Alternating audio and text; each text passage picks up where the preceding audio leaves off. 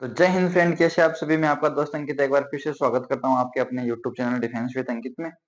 जैसा कि आप सबको पता है कि एयरफोर्स के फेज 2 वो कल से शुरू हो चुके हैं, 16 फरवरी से। 17 का है नहीं है, ये तो मेरे को फिक्स नहीं पता, लेकिन 16 से लेकर 22 फरवरी तक आपके फेज 2 है वो चलने वाले हैं। 18 को भी है, 19 को भी है, 20 का पता नहीं है, 21 और 22 का लड़कियों का है भाई। ठीक है, क्योंकि मैं अभी 16 तारीख को ये 5 ASC जोधपुर में फेज 2 है वो देकर आया हूँ, जिसकी इंफॉर्मेशन है वो आपको मैं पूरी पूरी देने की पूरी पूरी कोशिश करूंगा और ध्यान रखूंगा कि एक भी पॉइंट है वो मिस ना हो पाए। अगर किसी प्रकार कोई और पॉइंट मिस होता है तो आप मेरे को कमेंट बॉक्स में कमेंट करके इंफॉर्मेशन है वो ले सकता है। जिन भाइयों का कल है या हो सकता है परसों है या उससे अगले दिन है, तो वो कमेंट करिए। कुछ भी जानना हो आपको, रनिंग वगैरह, पुशअप वगैरह, सिटअप वगैरह, स्क्वाट्स वगैरह, जीडी किस प्रकार से होता है, क्या क्या खाना मिलता है आपको, उसकी जानकारी आप है वो मेरे से ले सकते हैं। चलिए फ्रेंड शुरू करते हैं। तो सबसे पहले तो मैं आपको बताना चाहूंगा कि एयरफोर्स स्टेशन से, जो एयरफोर्स स्टेशन है वो आपके रेलवे स्टेशन या बस स्टैंड से मात्र 5.5 किलोमीटर की दूरी पर है। कितनी दूरी पर है? 5.5 किलोमीटर की दूरी। अब बात करें जो बच्चे बस स्टैंड पर उतरते हैं, जो बच्चे बस स्टैंड पर उतरते हैं तो वो थोड़ा सा आगे आएंगे। आगे आएंगे तो उनको एक दिखेगी बस। बस में जाना सबसे अच्छा रहेगा, जो मिनी बस है वो। तो बस का जो नंबर है वो है, बस नंबर है वो है 01। उसके एक लाल पट्टी है भाई, लाल पट्टी वाली बस ही है वो। क्या वहां पे देखिए कि वहां पे 10 नंबर भी है और 1 नंबर भी है, लेकिन ये 1 नंबर है। और ये लाल वाली पट्टी वाली जो है ये आपके कहाँ पे जाएगी? 5 ASC जोधपुर जाएगी भाई। ठीक है, तो आपको इसमें जाना है। 20 रुपए है वो किराया लेगा आपका। तो ये बहुत ही आसान है। वहां पे जाने के बाद में आपको क्या, एक छतरी मिलेगी, उस छतरी के पास उतार देता है भाई। छतरी से आपको जाना है 101 मीटर ही है भाई। 100 से 200 मीटर दूर है वो, आपको दिख जाएगा कि वहां पे 5 ASC जोधपुर का स्टेशन वो आपको वहां पे दिख जाएगा। ठीक है, अब वहां जाने के बाद में हम बात करते हैं ठहरने की व्यवस्था। ठहरने की व्यवस्था, ठीक है। तो वहां पे गुरुद्वारा भी है भाई। गुरुद्वारे में तो नहीं रहे हम, लेकिन इतनी ज्यादा कोई खास व्यवस्था आपको वहां पे नहीं मिलेगी। लेकिन अगर आप ठहरना चाहो तो 5 ASC जोधपुर है, उससे मात्र 30 से 40 मीटर, 30 से 40 मीटर दूर, उसी रास्ते में जिस रास्ते से वो गेट से एंटर कराएंगे ना, उसी पे उसके पास एक गली निकलती है। उस गली में 200 रुपए में, कितने में भाई? 200 रुपए में आपको ठहरने की एकदम अच्छी व्यवस्था मिल रही है। ज्यादा कुछ खास तो नहीं, आपको तो एक रात बितानी है वहां पे, इतनी कोई खास नहीं है, क्योंकि वहां पे बाथरूम वगैरह भी इतने साफ सुफ नहीं है, लेकिन पास में होने की वजह से लगभग बच्चे वहीं पे रुके थे। ठीक है, तो हम भी एक रूम में मात्र 10 लड़के थे, जो खाने को नई चीजें तो अपने साथ ही लेकर आ रहे थे, और रुकने के लिए मच्छर मुच्छर बहुत जे थे भाई। लेकिन हमें क्या, हमें तो एक दिन रुकना था। ठीक है, ठहरने की व्यवस्था हो गई। उसके बाद में बात करते हैं रिपोर्टिंग टाइम। रिपोर्टिंग टाइम तो मैं बताना चाहूंगा, आपकी रिपोर्टिंग टाइम में जो आपके एडमिट कार्ड में उसने 5 बजे का दे रखा है भाई, 5 PM का। ठीक है, 5 PM का रिपोर्टिंग टाइम आपको दे रखा है, लेकिन आपकी जो रिपोर्टिंग है वो चालू हो जाएगी 4 बज के 15 मिनट पर। आपकी जो रिपोर्टिंग टाइम है वो शुरू हो जाएगा। ठीक है, तो इसमें आपके डॉक्यूमेंट्स है वो कौन कौन से लेके जाने हैं? इसमें आपका फेज फर्स्ट, फेज सेकंड का एडमिट कार्ड, उसके बाद में आपका कंसर्न फॉर्म, PFT। जो PFT है ना, 18 से ऊपर वाले 18 से नीचे वाले दोनों का है। और एक आपकी एप्लीकेशन फॉर्म। जो फॉर्म वाला है ना, ये इतना कोई खास मायने नहीं रखता। ये दोनों है वो इम्पोर्टेंट है भाई। ये तो सबसे लास्ट में लेंगे, जब आपकी जीडी का रिजल्ट आने वाला होगा ना, तब लेंगे। सबसे लास्ट में यही फॉर्म लेंगे भाई, फेज फर्स्ट और फेज सेकंड। लेकिन ये दिखाने के लिए भाई कि आपकी एंट्री होती चले जाएगी, 3 से 4 जगह चेक करते जाएंगे, बायोमेट्रिक होता जाएगा लाइन से। सबसे पहले आपको ले जाएंगे 1 से लेकर जो 100 चेस्ट नंबर है, 1 से लेकर जिसके अभी 100 चेस्ट नंबर है, सबसे पहले उनको एक लाइन में लगा लिया जाएगा।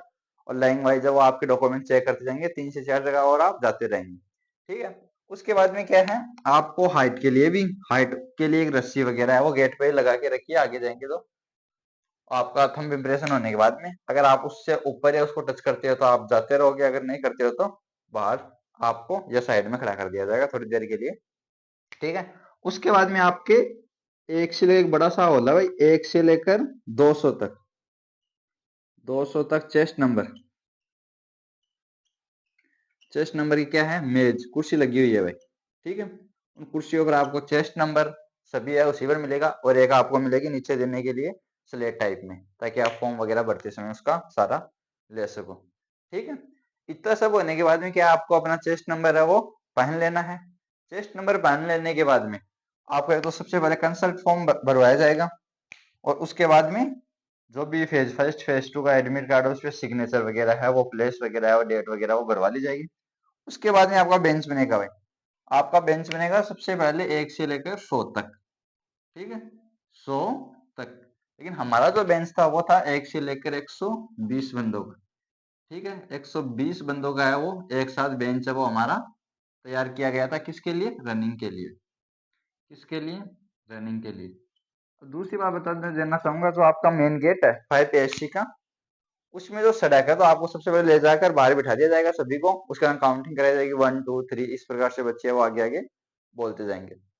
काउंटिंग होने के बाद में आपको क्या है, 1 से 2 बार काउंटिंग चलती रहेगी चलती रहेगी, और उसके बाद में जैसे आपकी 6 बजेगी तो थोड़ा सा क्या है, रोशनी वगैरह हो जाती है। रोशनी वगैरह होने की वजह से ताकि आपको वो रास्ता है वो प्रॉपर दिखता रहे, आगे आपकी एक गाड़ी चलेगी सायरन करती हुई, पीछे आपकी एम्बुलेंस आएगी और आपको दौड़ते जाना है। अब रास्ते की बात करें तो सबसे पहले आपका ट्रैक है वो, आप चाहो तो उस पर भी देख सकते हो मैप पे। सबसे पहले इस प्रकार से आपको जाना है, ये है लगभग 450 मीटर, 450 मीटर चलोगे। उसके बाद में इस प्रकार से है, ये भी आप मान के चलो 400 के लगभग है, 400 मीटर की। ठीक है। इस प्रकार से जाने के बाद में आपको फिर इस प्रकार से आपकी आगे गाड़ी चलती रहेगी। ठीक है। यहाँ पर जैसे आप पहुंचोगे तो आपको यहाँ पे एक दिखेगी, एक हवाई जहाज का, एक हवाई जहाज बनी हुई है भाई। ठीक है। इसी प्रकार से एक हवाई जहाज है नकली बनी हुई है। उससे फिर आपको चलना है 400 मीटर, और ये 400 का हो गया, और ये भी आप मान के चल सकते हो ये है 350 के आसपास। ठीक है।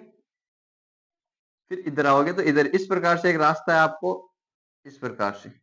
ठीक है। तो ये है आपका लगभग 400 के आसपास, 400 800, इसको आप मान सकते हो 300 के लगभग, 300 है। यहाँ पर आपकी गाड़ी का सायरन है क्या बंद हो जाएगा, लेकिन जो फिनिशिंग लाइन है यहाँ से अब आपको दिखेगी नहीं, मैं फिनिशिंग लाइन जब आप मुड़ोगे पूरा तो आपको दिखेगी फिनिशिंग लाइन, वो है यहाँ से 50 मीटर की दूरी। कितनी है भाई, 50 मीटर की दूरी पर आपकी फिनिशिंग लाइन है, जो वहां पे सीओ साहब वगैरह है वो खड़े रहेंगे, और आपको जो पहले बेंच की रनिंग है वो सीओ साहब भी करेंगे टाइमिंग देखकर। और सीओ साहब साफ साफ बोलते हैं कि आपको इंस्ट्रक्शन देंगे कि आपको एक तो रनिंग करनी है, एक दूसरे को धक्का नहीं देना है, ये सिर्फ एक क्वालिफाई रनिंग है, आपको रन नहीं करना है, भाग ज्यादा फास्ट नहीं दौड़ना भाई, फास्ट नहीं दौड़ना। ठीक है। दूसरी चीज, इतना होने के बाद में आपको क्या है, इतनी प्रॉपर रनिंग आपको मेंटेन रखनी है कि ज्यादा थके भी नहीं, और आपकी रनिंग है वो भी क्या हो जाए, आपकी पास हो जाए। दूसरी चीज, सबसे इंपॉर्टेंट चीज है, जब तब आप यहाँ से दौड़ना शुरू करोगे, यहाँ पे क्या 5 ASC का इस प्रकार से गेट बना हुआ है। ठीक है। जब यहाँ से दौड़ना शुरू करोगे, यहाँ पे ब्रेकर, यहाँ पे ब्रेकर, यहाँ पे ब्रेकर, यहाँ पे ब्रेकर, तो इसी रास्ते में 3 से 4 ब्रेकर आपको देखने को मिल जाएगा भाई। ठीक है। इनका आपको मोस्ट मोस्ट मोस्ट ध्यान रखना है भाई। मैं ऐसा क्यों बोल रहा हूँ, क्योंकि बच्चे क्या है, चेस्ट वाइज खड़े होते हैं भाई, जैसे कि 1 से 10 तक की ये लाइन हो गई, बाद में 2 से 20 तक की ये हो गई, या 30 तक की हो गई, इस प्रकार से आपकी वो है बेंच बनेंगे। यहाँ से मान लो रनिंग स्टार्ट है, तो एक के पीछे बाद में इधर से 11 नंबर का हो गया, इधर 12 नंबर का हो गया, इधर 13 नंबर का, इस प्रकार से चलती है। ठीक है। इस प्रकार से बेंच खड़ा होता है, तो क्या है, आपको सबसे पहले शुरू में थोड़ा सा फास्ट होना, ज्यादा नहीं लेना है भाई, आपको सांस वगैरह फूल जाए, थोड़ा सा आपको इधर से क्या लेना है, फास्ट लेना है।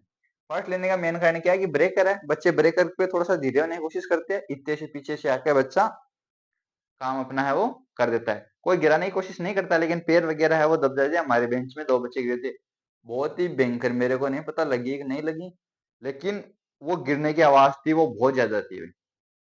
एक के गिरने के बाद दूसरे के बाद में इस प्रकार से 2 बच्चे हैं, वो गिरे थे। 100% है, देखा भी था मैंने, गिरे थे वो बच्चे। गिरने की वजह से वो तो पता नहीं कि उन्होंने रनिंग पास की कि नहीं, क्योंकि मैं तो दौड़ रहा था लगातार, जिस कारण से उन पे ध्यान नहीं दिया गया। लेकिन फिर बाद में बच्चे बोल रहे थे, "ये क्या कर रहे हो भाई? 7 मिनट है, आराम से हो जाएगा। एक-दूसरे को धक्का-मुक्की मत करो।" धक्का-मुक्की कोई नहीं करता, लेकिन वो ब्रेकर की वजह से क्या थोड़ी-सी दिक्कत होती है भाई। शुरू में ही थोड़ी-सी दूर नहीं चलोगे, ब्रेकर है, आपको नीचे स्पेशल ध्यान रखना है भाई। अगर आप ध्यान नहीं रखोगे, आपने ब्रेकर पे पैर टेक दिया और आप थोड़ा-सा भी ऊँचा नीचे हुए, तो आपका ऐसे मान सकते हो पीछे वाली जो भीड़ है वो काम तमाम कर देगी। ज़्यादा देर तक भीड़ आपके साथ नहीं रहेगी, थोड़ी-सी आपको जो 400 मीटर का ये राउंड है, 400 साढ़े 400, इधर तक आपको थोड़ा-सा है ना मेंटेन रखना है आपकी स्पीड को। उसके बाद में इधर आपकी स्टेप वगैरह जिस प्रकार से भी आप करते हो, बस दौड़ना है आपको, लगातार दौड़ना है। ठीक है? यहाँ तक आओगे तो आपको लगता है रुक जाए, रुकना नहीं है, बिल्कुल भी नहीं रुकना। आपको लगेगा नहीं होगा, नहीं होगा। लेकिन अगर आप लगातार चलते हो और नहीं रुकोगे तो आपकी रनिंग में 100% हो जाएगी। बहुत से बच्चों का टाइम आ रहा है 7:40, ठीक है, 7:30, उनको भी घबराने की आवश्यकता नहीं है, क्योंकि ये टाइम क्या है, हम अकेले दौड़ते हैं तब आ रहा है। जब हम ग्रुप के साथ में दौड़ेंगे तो आपका टाइम है वो ऑटोमेटिक अब क्या है, कम हो जाएगा। तो जिन भी बच्चों की 7 से लेकर 7:20 40 के बीच में भी आ रहा है, उनको भी घबराने की बिल्कुल भी आवश्यकता नहीं, उनके आराम से हो जाएगा, क्योंकि हम अकेले दौड़ते हैं तो इतना ज्यादा मोटिवेशन नहीं रहता। जब ग्रुप के साथ में दौड़ते हैं तो बच्चे को क्या है, साथ में लेकर चलते रहते पता भी नहीं चलता, और लास्ट में जाकर क्या हुआ, गला वगैरह है वो सूखने का चांस है। क्योंकि बहुत से मौसम ही ऐसा है, जुकाम हर बच्चे के जुकाम हो गए वहां जाने के बाद। लगभग बच्चे क्या है, जुकाम हो गए, बीमार हो गए, बहुत से बच्चे बीमार हो गए। और जो रनिंग करने के बाद में खांसी तो इतनी ज्यादा हो गई, बहुत ज्यादा खांसी हो गई। इतना करने के बाद में आपको क्या है, लगभग तो हमारे 120 के बेंच में आप मान सकते हो 2 बच्चे रनिंग आउट। ठीक है, कितने जने बच्चे, 118, 118 जन वापस बच गए। इन सबको मात्र आप मान सकते हो 5 मिनट तक का टाइम दिया जाता है। 5 मिनट, वो भी जब बेंच एंड होता है तो 5 मिनट में जो पहले आ गया वो थोड़ा सा ज्यादा टाइम मान सकते हो। 5 मिनट के बाद में बच्चे क्या है, वार्म अप करते हैं अपने आप।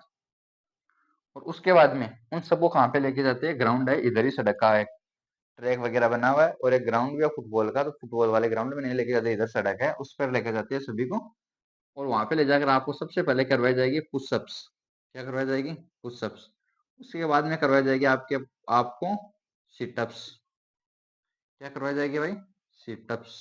मैंने तो पहली बार देखा है।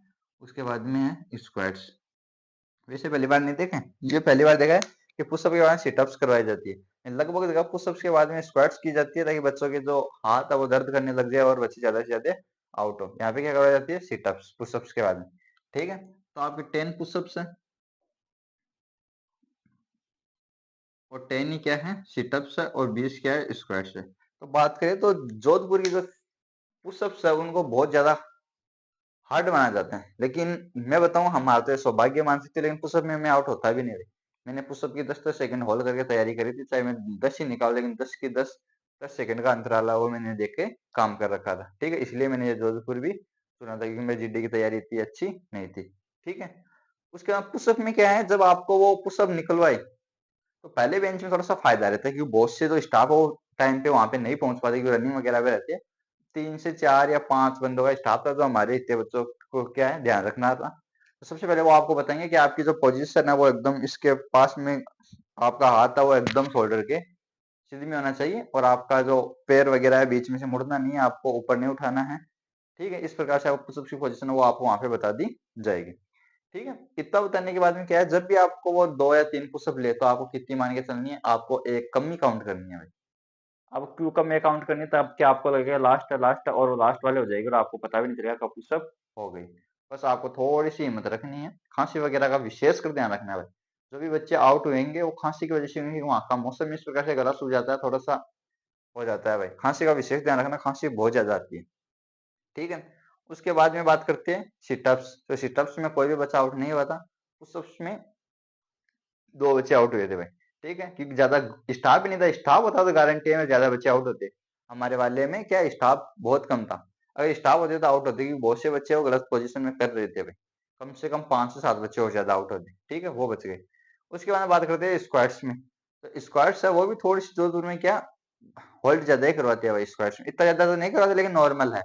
जितना और ज्यादा करवाते हैं उससे कई बार क्या बच्चा आउट नहीं होता, तो वो थोड़ी सी देर क्या होल्ड ज्यादा करवा देते हैं। ठीक है, वो वहां पे आपका जो है बैक साइड है वो पीछे वाले घुटने के बराबर और आगे वाले इनके बराबर होना ही चाहिए। और आपके हाथ एकदम सीधे और मुंह एकदम सीधा होना चाहिए। ठीक है, इस प्रकार से होता है। तो हमारे लगभग 3 बच्चे यहाँ पे आउट हो गए, तीनों चीजों में 3 बच्चे। तो लगभग हमारे हैं वो फिक्स है, 5 बच्चे आउट हुए थे और वापस जब काउंटिंग की गई तो 115 बच्चों की काउंटिंग है वो वापस आ रही थी। ठीक है, ये सब होने के बाद में हम सबको थोड़ा थोड़ा रनिंग करवाते करवाते वापस वहीं पे लेके जहाँ पे हमारा फॉर्म फिलअप वगैरह चलता है। उसके बाद वहां पे जाने के बाद हम फॉर्म की जो प्रक्रिया है वो चलती रही। फॉर्म की प्रक्रिया शुरू होने के बाद में हमारा जो बेंच है वो धीरे धीरे धीरे धीरे धीरे धीरे बनता गया। तो अब हम बात करेंगे कितने बच्चों का जीडी में ग्रुप बना, किस प्रकार से क्या था क्या नहीं था उसके बारे में। लेकिन सबसे इंपॉर्टेंट चीज है, आपको गूगल मैप पे है ये ट्रैक है वो क्या करके है देखे जाना में बहुत मदद मिलती है। इससे कहाँ से दौड़ना है, कहाँ पे स्पीड बढ़ानी है नहीं बढ़ानी है, इससे बहुत ज्यादा आपको फायदा देखने को मिलेगा। ठीक है, अगर आपको ये वीडियो पसंद आ रहा है, अगर आपको लगता है कि हाँ भाई हमारे भाई ने थोड़ी सी मेहनत की है हमारे लिए, तो आपको चैनल को सब्सक्राइब करना है, वीडियो को लाइक करना है और बेल आइकन को प्रेस करना है। ठीक है, क्योंकि मेरे जाने का मेरा तो सब कुछ हो गया है, लेकिन मेरी अगर इन्फॉर्मेशन किसी भाई के काम आ रही है जो घबरा रहा है, तो ये मैं मानता हूँ कि ये मेरे लिए सौभाग्य की बात है कि मैं उस भाई को जो कॉन्फिडेंस है वो दे पाने में सफल हो रहा हूँ। ठीक है, तो उसके बारे में बात करते हैं हम जीडी की। किसकी बात करते हैं भाई? जीडी की। जीडी में हम बात करेंगे टॉपिक कौन कौन से थे, कितने बच्चों का ग्रुप बना।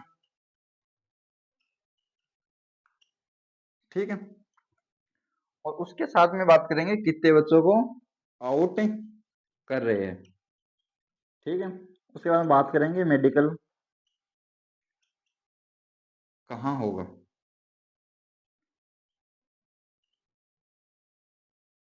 ठीक है, इन सब की बात करेंगे। तो सबसे पहले मैं आपको बताना चाहूंगा जीडी वहां पे चलती है 3 जगह। एक तो चलती है सीओ साहब, एक है वहां पे मेम, और एक और सीओ साहब जो थोड़ी सी उम्र में आप बड़े मान सकते हो, उम्र दराज आदमी है भाई। ठीक है, अब बात करते हैं ये है मेन सीओ, ये रिजल्ट सुनाते हैं, ये मेम और ये लास्ट में रिजल्ट सुनाते हैं। ये सीओ साहब है, इनके पास जाने का आपको 100% है वो बहुत ज्यादा बेनिफिट मिलेगा। ये भी अच्छे है, ये नहीं अच्छे नहीं है, बहुत अच्छे। मैम भी अब की बार तो बहुत ज्यादा बच्चों को सिलेक्ट कर रही थी।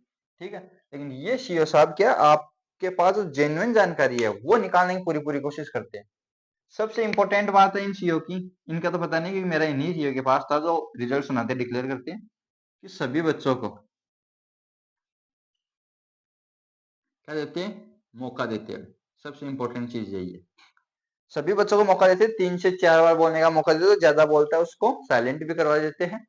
ठीक है, दूसरी बात करते हैं टॉपिक्स किस प्रकार से थे। तो टॉपिक्स की मैं बात करूंगा आपके पास, तो टॉपिक्स मैंने जो है लिखे थे, 4 टॉपिक लिखे थे, 500 टॉपिक में नहीं लिख पाया था, ये जो बेंच है वो बहुत लास्ट में गया। तो तीन तीन का जो ग्रुप है, कहने का मतलब 20 बच्चों का पहले वाला ग्रुप, दूसरा 20 बच्चों का तीसरा दूसरा ग्रुप, और अगला जो 20 बच्चों का ग्रुप है वो तीसरा ग्रुप। तो इस प्रकार 3 बेंच हो गई, पहले में 20 बच्चे, दूसरे में 20 बच्चे और तीसरे में 20 बच्चे। ठीक है, तो आप मान सकते हो कितने हो गए, 60 बच्चे। तो 20-20 का ग्रुप हो गया, 3 ग्रुप हो गए। इन तीनों ग्रुपों में जो तीनों ग्रुप है उनमें टॉपिक है,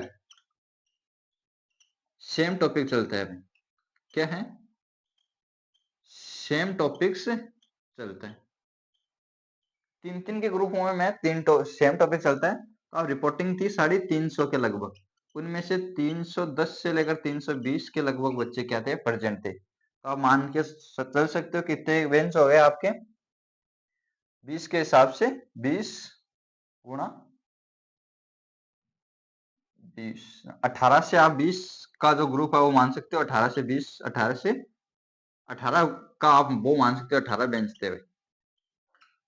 ठीक है, 18 ने आप मान चलो 16। ठीक है, 16 दूनी 32। ठीक है, 16 बेंच बने थे जीडी के लिए, तो 3 जगह चल रहे थे। अब बात करें 20-20 का ग्रुप बना था, ठीक है, ये मैंने बता दिया। अब देखते हैं जीडी के टॉपिक्स। तो सबसे पहले टॉपिक्स में बात करूं तो सबसे पहले था टैकलिंग ई वेस्टेज, ई वेस्टिंग या वेस्टेज जो भी आप बोल सकते हो। दूसरा टॉपिक था वो था डिजास्टर मैनेजमेंट। ठीक है। और तीसरा जो टॉपिक था वो था हेल्थ सप्ली, मीनिंग थोड़ी सी गलत हो जाए तो उसके लिए मुझे क्षमा करना, मेंट्री। और चौथा जो इंपॉर्टेंट टॉपिक था वो था वॉयलेंस। अब वॉयलेंस कुछ बच्चे तो बता रहे थे ग्रो वॉयलेंस, इस प्रकार से कुछ था भाई। ठीक है। तो 500 टॉपिक था, उसको मेरे को इतना ज्यादा कोई खास पता नहीं है। तो इसका 3 3 6 3 9 3 12 और 3 पंजो 15, इस प्रकार से 5 से 6 बेंच आउट रहते थे। लास्ट के बेंच आउट छोटे बड़े करते रहते हैं क्योंकि बहुत से बच्चे यहाँ पे आउट भी हुए थे। तो 310 20 रिपोर्टिंग थी। कम से कम आप मान के चलो ओवरऑल मेरे हिसाब से 20 बच्चों को फिजिकल में आउट कर दिया था। ठीक है, 20 बच्चों को फिजिकल में आउट कर दिया था। उसके बाद में बात करते हैं, इस प्रकार से जीडी के टॉपिक थे। तो ये जो सीओ साहब है, पहला ही बेंच हमारा बेंच, क्योंकि मेरा टेस्ट नंबर था 38, तो मेरा बेंच बना था दूसरा, लेकिन इनके पास जो बेंच था वो पहला था। तो पहला बेंच गया था, वो गया था इन सीओ के साहब की। तो उम्र था थोड़े से आप बूढ़े तो नहीं, क्योंकि एयरफोर्स में जो सेना में वो कोई भी बूढ़ा नहीं माना जाता है। उनमें जोश की किसी तरह की कमी नहीं रहती है, क्योंकि सेना है, डिसिप्लिन का दूसरा नाम ही क्या है, सेना है। तो इस प्रकार से आप इनको उम्र दराज से ज्यादा नहीं कह सकते, लेकिन कहने का मतलब है इनसे देखे थोड़े से उम्र में ज्यादा थे। ठीक है। ये क्या है, बच्चों से सिर्फ क्या सुन रहे थे, इंट्रो भाई, केवल इंट्रो। ग्रुप के बारे में और तो कुछ बोलने नहीं दे रहे थे। जो भी आपका नरेशन वगैरह है उनको ज्यादा नहीं बोल रहे थे। ठीक है, स्टॉप स्टॉप नेक्स्ट नेक्स्ट, इस प्रकार से चल रहा था, क्योंकि जो भी बच्चे देखे आए थे हमारे पहले वाले से उनको हमने पूछा था। इनका बहुत अच्छा हुआ था। ठीक है। अब बात करते हैं हमारे वाले बेंच की। तो हमारे वाले बेंच में भी टॉपिक तो सेम ही था भाई, टैकलिंग ई वेस्ट, मतलब इलेक्ट्रॉनिक वेस्ट। समझ गए ना वो तो आप। तो अब दूसरी बात, रेडियो में हमें पहली बात टैकलिंग नाम नहीं सुना। अब ये तो है नहीं कि मेरे को अकेला कोई नहीं सुना, किसी को भी नहीं सुना, सिर्फ एक बच्चे को छोड़कर, क्योंकि उस बच्चे के भी क्या थे, पढ़ा हुआ था भाई ये टॉपिक, और किसी भी बंदे का ये टॉपिक पढ़ा हुआ ही नहीं था। उस बंदे का क्या टॉपिक पढ़ा हुआ था, और 19 के 19 जितने बंदे थे सभी ने क्या गलत बोल रहे थे, ई वेस्ट मैनेजमेंट, ई वेस्टिंग, इस प्रकार से बोल रहे थे। तो सभी को सर ने पर्सनली कहा था कि सभी को क्या है, चेस्ट नंबर वाइज है, एक एक मिनट दी जाती है, और टाइमिंग का वो सर के पास वॉच रहती है, वो चला रखा था। ठीक है। उसके बाद में बात करते हैं, धीरे धीरे सभी का नंबर आ गया। शुरू का जो बंदा था 24 चेस्ट नंबर, उसका सिलेक्शन हो गया वैसे, लेकिन वो क्या था कि मतलब उसने 1 मिनट से पहले स्टॉप कर दिया, क्योंकि रिदम है वो नहीं बन पाती है, क्योंकि जीडी है भाई, हम हिंदी मीडियम के बच्चे हैं, इतने ज्यादा वो नहीं है, कोई हीरो बनने की कोशिश नहीं करता है वहाँ। ठीक है, सभी की पोजीशन वो ठीक है, अगर टॉपिक अच्छा है तो सभी अच्छा बोलते हैं, अगर आता है तो, नहीं आता है तो फिर सभी बच्चों का ही सेम पोजीशन रहती है, इतनी कोई वो नहीं है कि कोई अच्छी तैयारी सभी करके आते हैं। ठीक है, कोई ज्यादा करके आता है, कोई कम करके आता है, तो इस प्रकार से उनका चल रहा था। ये हो गया। होने के बाद में जो हमारे फॉर्म वगैरह थे, जो सीओ साहब के साहब पास जाते हैं, रफ शीट फेयर शीट वो बट गए, वो आप सभी को पता है। नहीं पता है तो आपको रफ शीट और फेयर शीट दी जाती है, जिसमें आपको सबसे पहले ऑडियो क्लिप चलाई जाती है। कितनी दिन कितनी टाइम के लिए चलाई जाती है, 2 2 मिनट बोल रहे थे, 3 मिनट मान के चलाओ, 3 मिनट वो चल रही थी। उसमें आपको की पॉइंट है वो लिखना है। आपको थोड़ा सा इंस्ट्रक्शन देंगे कि आपको ज्यादा बड़ा चढ़ाकर दिखाने की जरूरत नहीं है, और इम्पोर्टेंट चीज है वो बता रहे थे सीओ साहब कि आपको मेरी तरफ देखकर नहीं बोलना है। ठीक है। जस्ट बहुत से बच्चों को सबसे पहले पूछा था कि आपको पता है ये क्या है, तो सभी बच्चे बोलते सर ग्रुप डिस्कशन। तो सर ने कहा था नहीं, ये है एडेबिलिटी, एडेबिलिटी टेस्ट सेकंड। सेकंड तो उसको बोलते हैं तो पुशअप वगैरह होता है, लेकिन एडेबिलिटी टेस्ट सेकंड ही बोल रहे थे सर। ठीक है, इस प्रकार से।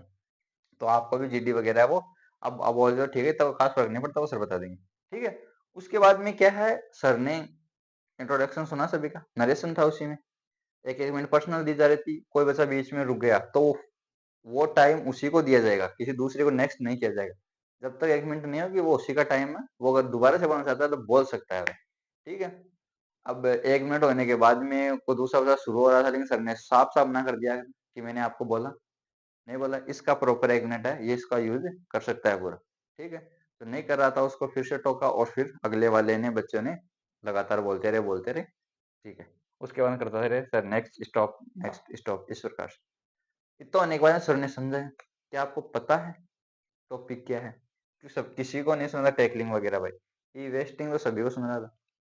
तो बच्चों ने इतना ज्यादा खास इसकी प्रिपरेशन टॉपिक के बारे में नहीं बताया, लगभग कोई नहीं बताता भाई। ठीक है, तो उसके बाद में सभी को फिर से मौका दिया, फिर सभी ने बोला। तो थोड़ी सी फिश मार्केटिंग इतनी अच्छी नहीं हुई क्योंकि पता ही नहीं था तो क्या फिश मार्केटिंग होगी। ठीक है, उसके बाद में सर ने ग्रुप में बांट दिया, 10 ये वाले बोलेंगे, 10 ये वाले बोलेंगे। ठीक है, इस प्रकार से इतना होने के बाद चल रहा था। बहुत से बच्चे फिर भी रॉन्ग बोल रहे थे, मैं भी रॉन्ग ही बोल रहा था भाई, इतना खास नहीं बोल रहा था, लेकिन बोल रहा था। जब जब सर ने कहा तब तब मैं बोल रहा था। तो मैंने कम से कम 4 से 5 बार, नरेशन से मैं बोल रहा हूँ, 4 से 5 बार पार्टिसिपेट किया। ठीक है, क्योंकि वो ये नहीं देखते कि आपको टॉपिक का पता है कि नहीं पता है, उनको आपकी कम्युनिकेशन स्किल से मतलब है। सीधी बात यही है कि अभी कम्युनिकेशन स्किल है वो अच्छी है या नहीं है। ठीक है, टॉपिक के बारे में नहीं पता था, वो सीओ भी बताया, चल गया था कि सर इनको टॉपिक के बारे में, हमको फिर से टोका। बाद में स्पेशली चेस्ट नंबर को बोल के बोले, चेस्ट नंबर आप नहीं बोले, आप बोलोगे, जो ज्यादा बोला था उसको रोक दिया। ठीक है, एक चेस्ट नंबर की आप में से किसी को भी नहीं पता है कि आपका टॉपिक है क्या, सिर्फ चेस्ट नंबर इसको इसको छोड़ गए, एक का बंदे को छोड़ गए। ठीक है भाई, क्योंकि उसका पढ़ा हुआ था भाई, उसका टॉपिक आता था। उसके बाद सर ने बताया कि टॉपिक का नाम क्या है, सभी को पूछा एक एक बार, किसी ने नहीं बताया। उसके बाद सर ने बताया टॉपिक का नाम है टेकलिंग ई वेस्टेज। इस प्रकार से बता के सर ने पूछा। ठीक है, अब जीडी फिर से शुरू करो। तो जीडी इस प्रकार से करके हमारे चल रही थी कितनी देर तक, लगभग 1 घंटा मान सकते, सबसे बड़ा बेंच था भाई, सबसे लंबा टाइम तक चलने वाला। और ये सर है 5 मिनट की जीडी करवा के इंट्रो लेने के बाद 5 मिनट की जीडी यहाँ पे एक 1 घंटा चल रहा था। ठीक है, इतना चलने के बाद में क्या, धीरे धीरे चल ही रहा था। फिर सर ने कहा ठीक है, चेस्ट नंबर इतना हिंदी में बोल, तेरे पास पर्सनली 1 मिनट तेरे को फिर से देता हूँ, हिंदी में बोल, लेकिन रुकेगा नहीं, लगातार कंटिन्यूअसली बोलना, हिंदी में बोल रहा था। ठीक है, उसको हिंदी में बोलने के लिए कहा, उसने हिंदी में बोला। उसके बाद में अगले वाला चेस्ट नंबर भी हिंदी में बोलने की कोशिश कर रहा था, लेकिन सर ने कहा नहीं, ओनली टॉक इन इंग्लिश। ठीक है, इंग्लिश में बोलने लगा, लेकिन फिर भी सीओ साहब ने कहा कि आपको टॉपिक के बारे में ही नहीं पता है। ठीक है, तो फिर सर ने कहा ठीक है, अब चेस्ट नंबर इतना, फिर मेरा भी नंबर है कि तू बोलेगा 38 चेस्ट नंबर, 38 चेस्ट नंबर ने बोला।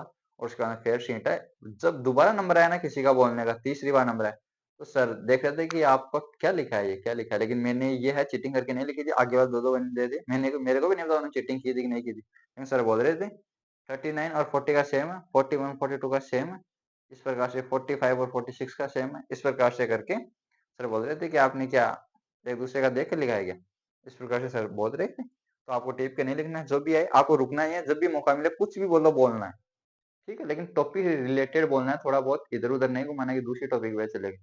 ठीक है, इस प्रकार से तो 2 से 3 बंदों को हिंदी में बोलने का मौका दिया, आप हिंदी में बता सकते हो ई वेस्ट। उसके बारे में पूछा था व्हाट इज ई वेस्ट, आपको यही नहीं पता है कि ई वेस्ट होते क्या, इस प्रकार से सर बोल रहे थे।